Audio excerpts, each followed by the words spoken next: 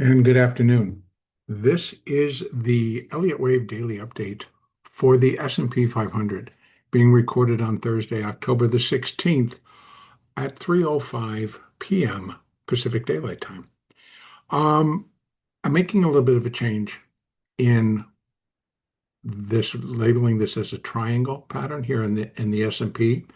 And I understand I got a couple of comments, and I do get wave C coming in much higher, and then wave D. This was labeled wave D. I mean, it's not the most perfect picture.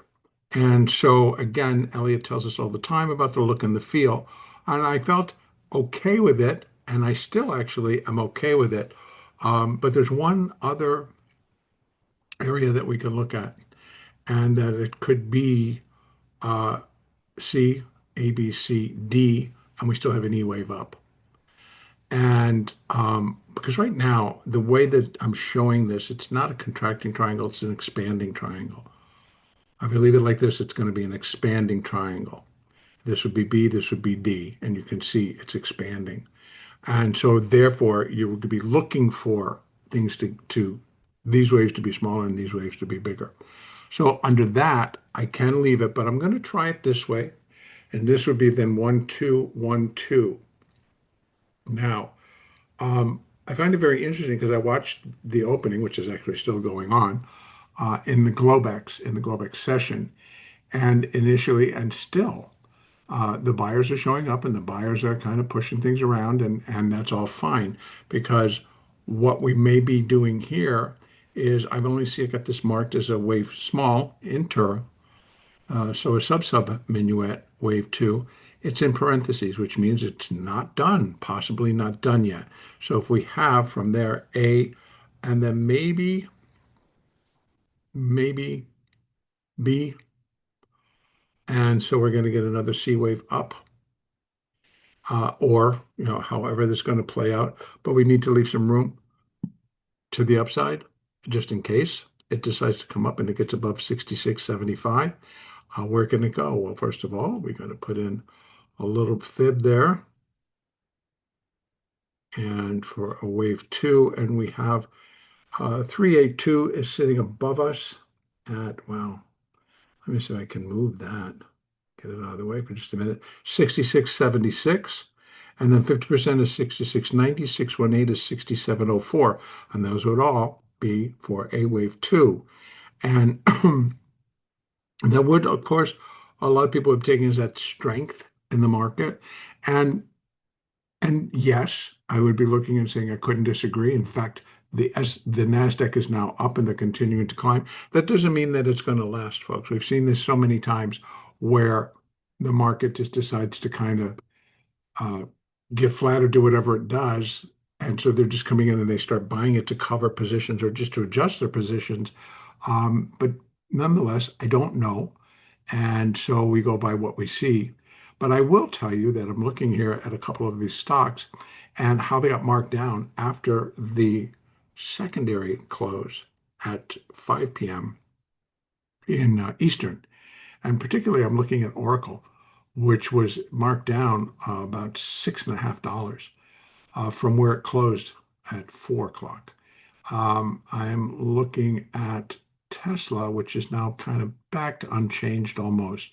So I'm looking at a lot of the stocks, and yep, they're coming in and they're starting to put some bids in, but still pretty much lower from the closes that we saw, particularly in the stocks that really were very active today, which would be Broadcom, Nvidia, Oracle. Um, but we'll see. We'll see how this all pans out. So right now, back to here in the S&P, I'm just going to try this, but I'm leaving that here because the alternate now, and which one to be alternate, which one to be preferred, I don't know. But I'm going to leave it like this for right now. A, B, C, put the B up on top, change that. So here's our fibs coming down for a C wave.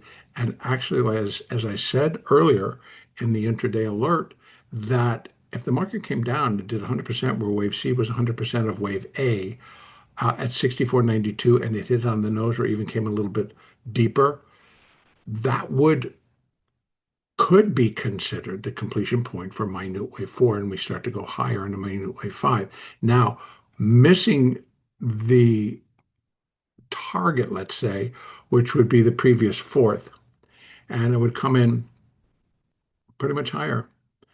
That what we could say, or what I could say, is that the underlying strength in the market is still there. Now, what's going to get interesting here is that we have late in the day, we got news about some weakness or some problems within the banking sector.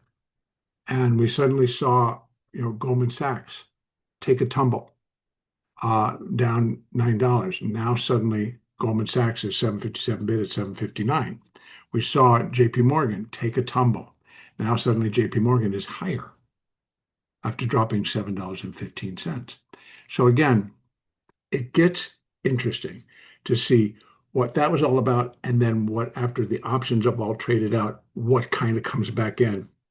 We have seen this before where they just kind of start buying it up, and the next thing you know, we've got a larger opening tomorrow. Now, I'm going to keep all of this in mind, and I'm going to ask that we all do, and we allow the market to tell us. One of the comments today, and from someone that I respect their opinion. I respect what they say, and they were talking about that it wouldn't surprise them to see the market just kind of go all the way back up. Now, how could that work out? Well, if this is going to be the C wave, we have an ABC down for the D wave. It didn't take out the low there. It is expanding, and that would be a part of it. ABC down, put the D there. And another person that I also respect their opinion and just how they view the market kind of came in and asked me the same thing. So to Brian and to, I don't want to mispronounce the other person's, their, oh, I tell you what, I just put that right in front of everybody. Sorry about that. And this, first of all, one is Brian, and the other is an Siemens, yeah, OHM. So it's SIEMENSOHM. I appreciate all the comments, so don't get me wrong. So I'm trying to just look at what they're thinking and what I'm thinking, and putting it all together so that we're being reflective of not just me, but what other people are thinking and how that could be the case. If I respect your work and I'm looking at it going like, yeah, it could be, you're going to hear it here. So that conversation would include that this could be a D wave. And it was brought up by this gentleman yesterday. I'm assuming it's a gentleman, earlier today. And I said, no, I thought that the D wave ended there. And this was the E wave. Well, the D wave could end here. So now we're going to take a look at that. And that would suggest, as well as the same suggestion by this member, also suggested we go all the way back up. And so I'm finding that very interesting. So I'm going to show how that can happen. The market's ultimately going to tell us. So if I leave the B here, then we got 1, 2, 1, 2. I'm going to put this back over there out of the way. If not, and we still are in the wave 2, we can come all the way back up to 6704 and still be within a wave 2. We can come even further. What we can't do is go above the starting point of this wave 1 under this count. We could go further if it's an ABC wave D, and we're going to do an ABC up for wave E. I'm going to leave all that open because we can't forget that tomorrow is also an expiration, and it's the monthly expiration. So it's going to be a little bit bigger than it was last Friday. And last Friday was pretty wild, which we all remember, right? Right about 10 o'clock, we got some news talking about tariffs, 100% tariffs. Kaboom, we drop, and severely drop. And so, in fact, that was it. So we can't go and say that, no, that can't happen or this can't happen. So I really want to keep all the ideas alive until the market tells us, because any one of them could be very possible. So I would do a dishonor to those who are watching my work and commenting because I asked them to. I would be putting them aside, going like, nah, but I don't do that. So in any case, let's start over again. So there's the ABC, that's wave A. So we're trying to get this B wave done, and it may be done if I just do a switch and bring it over here. It does look cleaner. So, and thank you, Daniel. He also made a comment, and I have to, and I appreciate their work. So let's just say that I kind of will take a look at it that way. And that would be this, putting the B wave there, and then we're dropping in the C wave. Now, keeping in mind what's being said, and I wish I could pronounce your name. I think it's like Siemens OHM, Ohm. How about that? And what they're talking about is the possibility this could be wave D. And you know, when I set it back and I look and change the C and take it away from being a contracting and put it back into an expanding triangle, then it fits. So again, I still believe that we got a bunch of threes coming up here. Now, I could leave that there. And yes, this was also brought up. I could have 1, 2, 3, 4, does not overlap. And then we got a big 5, and that could be the C. And we did 5 up for wave C and put the B there. Okay, and that's not in the triangle. If we're going to keep it in the triangle, then it is an ABC. An ABC, ABC, ABC, ABC, D. We get an ABC up. And then we're completing the triangle tomorrow.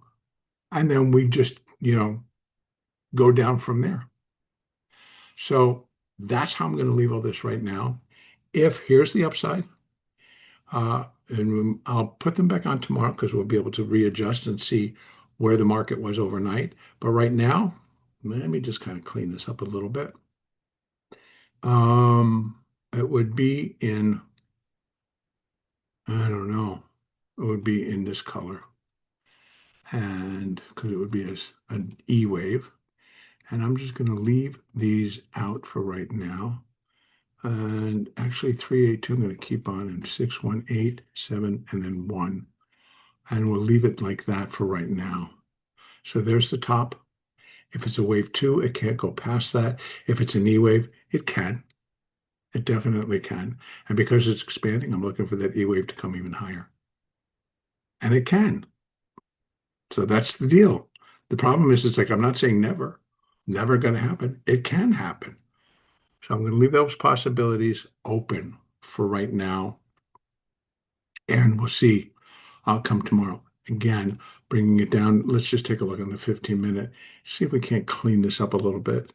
See, still, we're getting this little bit of a weird going on right now. So again, could be the B. 1, 2, 1, 2, 1, 2. Kind of strange, but it can. In fact, that 1 would be a 3. So it's kind of weird. So that I put the 2 there and we start to drop. So this little flurry would be pretty much over, and then we just start to drop. Everybody came in, they covered what they needed to, and we just start to go down. And all of what I've just said is possible. The other thing that the market has been really good at lately is doing what you think it can't do, doing what you believe it shouldn't do, doing something, and you're trying to figure out what is the count. How do I label that? And again, when I get into those situations, what I normally will do, and I'm doing it again, I label it. I say work in progress, and we may make adjustments, and I'm trying to show a preferred, an alternate, and another alternate. So this would be the change if we put the preferred, because that's the one I'm showing. And then this would be, the alternate would be that this is wave D of an expanding, and we're still going to come up in an E wave. And so we have that 1, 2, 1, 2, and we start to come down. Or if we go back up, it could be wave C, ABC, wave D, and we go up for wave E, and then we do this all over again tomorrow. Now, I want to add what brought about this quick turn that we got was the reports of some problems in the banking sector. And as I said earlier, we saw a massive turn in Goldman Sachs, a massive turn in JP Morgan, a massive turn in Bank of America, and Capital One, all of the big boys. And the news actually came out from Zions Bancorp and Western Alliance Bank has got a problem possibly with fraud. And Zions has just got bad loans. So, of course, then the talk is like, how many others have bad loans? We'll see how that all resolves. Okay, so I'm kind of going to leave this right now, right here, and let's just kind of talk real quick about what we have coming out tomorrow. Now, and then because I also want to spend just a little bit of time on gamma levels. So, as far as data tomorrow, we really nothing. It's all of it is provided by the Bureau of Labor Statistics, I believe, or just one of the bureaus over there.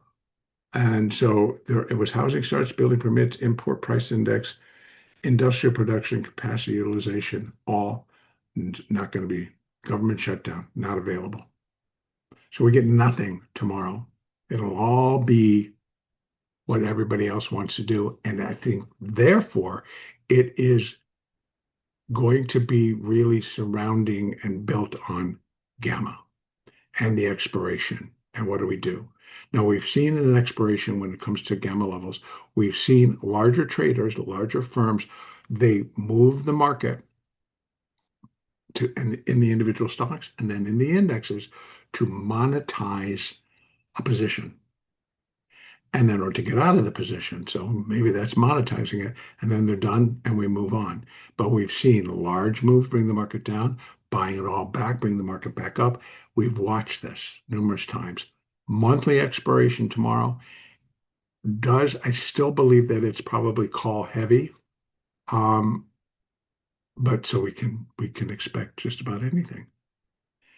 And so we'll see what happens there. Now, speaking of the gamma levels, particularly in the NASDAQ, but I'm going to just let's talk a little bit about the S&P and what was going on today.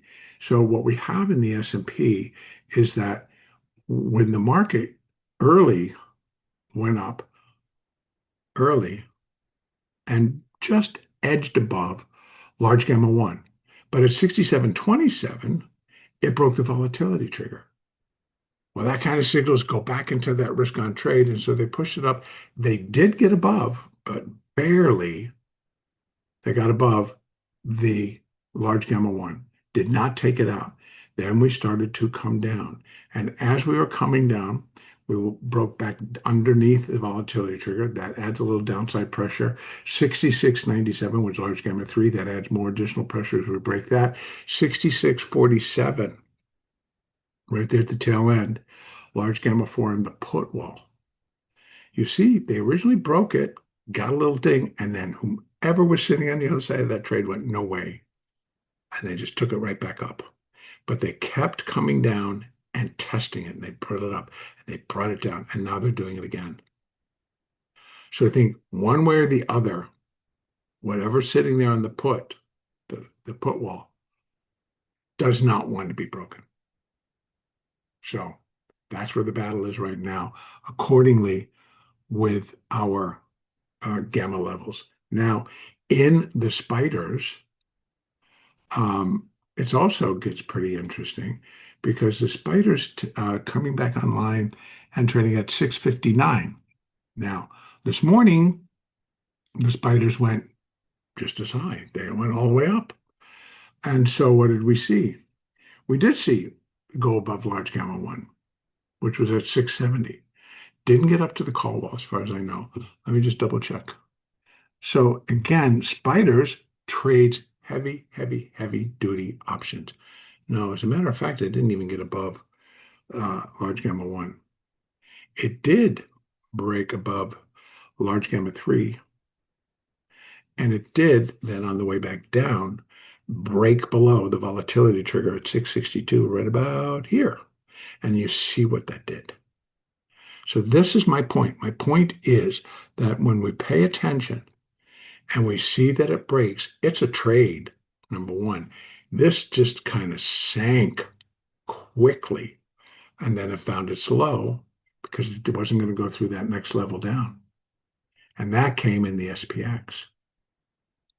So, and here we are, just bouncing it back and forth.